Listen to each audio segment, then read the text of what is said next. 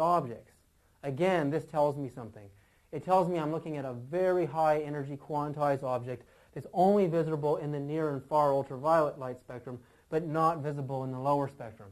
So I detect possibly we're looking at some sort of an extraterrestrial intelligence or possibly a UFO, but I haven't drawn that conclusion yet.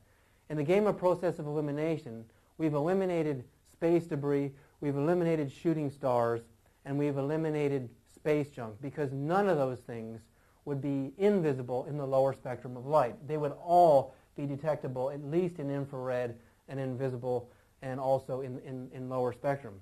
But they're not. These things are only detectable in the UV spectrum. Knuth continues, it simply means that we are still looking for a suitable explanation.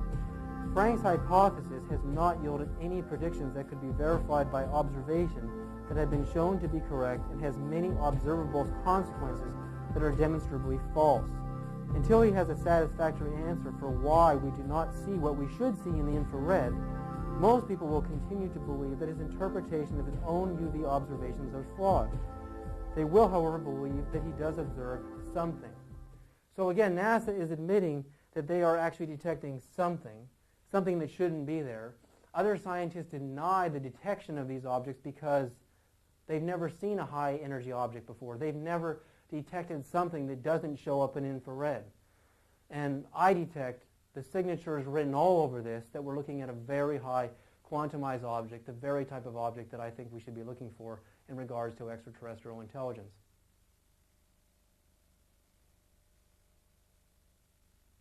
Water could essentially travel from one part of the solar system to the other and actually protect itself from the intense cosmic rays of the sun.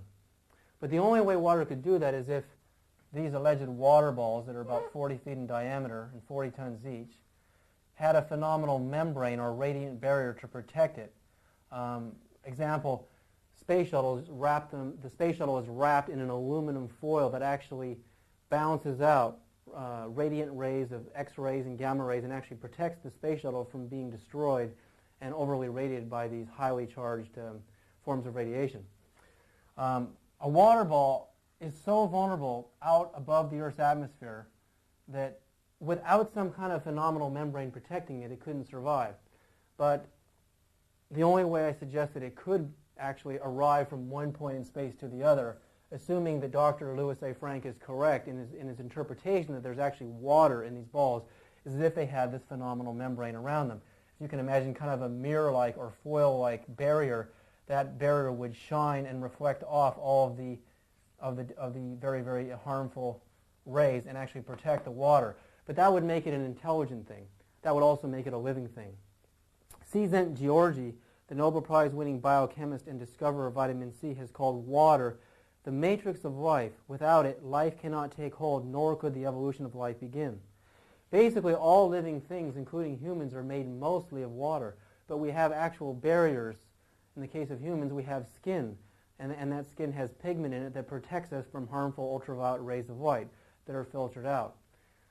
Plants are made mostly of water. Animals have thick skin, but they're made mostly of water.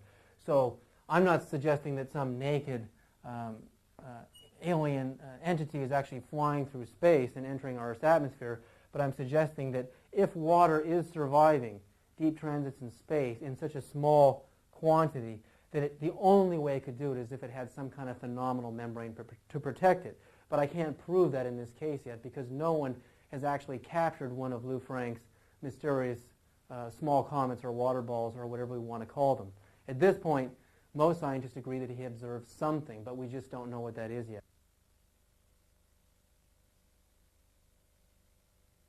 There was one more peculiar thing about Dr. Knuth's last letter to me.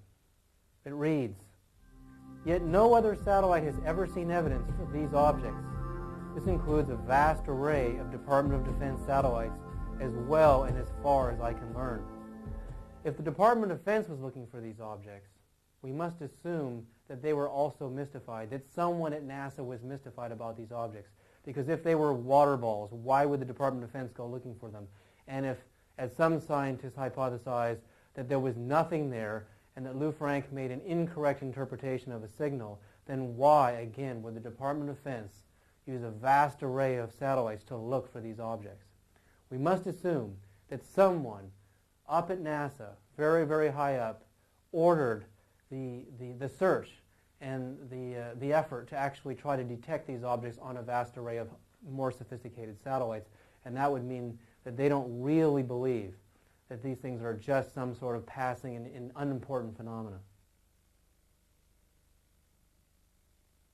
Other environmentally interesting targets of opportunity during the day passes. Typically when the orbiter is on the dark side of the Earth, as it is now, at least for the next 5 to 6 minutes, the low light level black and white cameras are much better at observing the Earth's surface and the star clusters as the orbiter passes high overhead. When the orbiter moves within a daylight pass, the color cameras in the payload bay are used to get more interesting sights on the day side of the Earth.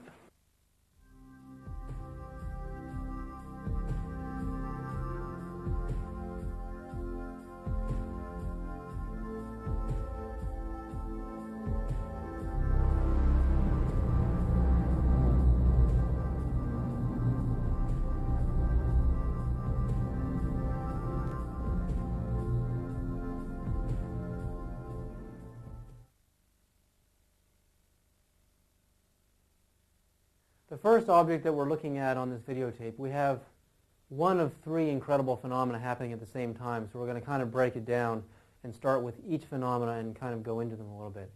So the first thing we see is a bright fireball leaving the zero plane of Earth. Earth is over here at about 35 degrees away from the zero point and going straight up out into space up here. The object is moving across the screen. And we have to assume, what is this object? For one, we're looking at the Space Shuttle's black and white low-level cameras that can see into the near ultraviolet spectrum, so we may be seeing a quantumized object. But also, it's leaving Earth's gravity, and that's something that is impossible unless the object has internal energy in it, energy that's powerful enough for the object to actually escape gravity. So this object is definitely escaping the Earth's gravity, and that is simply cannot be a natural object. Any meteor, shooting star, or piece of space dust is going to get pulled into the powerful gravity of the Earth and burn up as it hits the Earth's atmosphere and disappear in a matter of a few kilometers, assuming it's a very small object. This object doesn't do that. It escapes Earth's gravity, so we have to assume that it has internal energy in it, and that leads us to the possibility that we're looking at a UFO. The second object we're looking at in this scene is called the high-speed turn. If you're looking up in this portion of the video monitor, you're going to see an object come in, make a high-speed turn, heading out into space, not quite a 90-degree turn, and then it will be followed and pursued by another actual object going this way. So again, when we consider the physics of a solid object traveling at least a couple of thousand miles an hour, making a high-speed turn, and probably in the neighborhood of 20 to 30,000 miles an hour, the physics of a turn like that is actually impossible. For any physical object going that speed to make a sudden turn, the g-forces on the turn alone would destroy physically, actually, your entire physical body if you were inside of a spacecraft as we know it, would just smash like a pancake. You'd be Spam in a can. You'd be dead. In fact, even a meteorite, a solid object making a turn like that, the explosion on the turn, the g-forces and the collapsing of matter would cause a nuclear fusion explosion. It would cause a massive explosion. And if this high-speed turn was caused by an impact, a collision with another object, and then deflected off of the object and made a turn, you should see a massive explosion at the point of the turn, and we don't actually see that. The only way that I hypothesize that any object could make a high-speed turn like this is if the object was a highly quantized energy phenomena, that if matter, mass, was actually transformed into high-frequency waveform energy and had no actual weight to it. In fact, it became lighter than the lightest elements we know on the Earth. Only then could an object make a turn like that and survive, and physically and structurally survive. And again, the very fact that this can do this suggests to me the kind of physics that these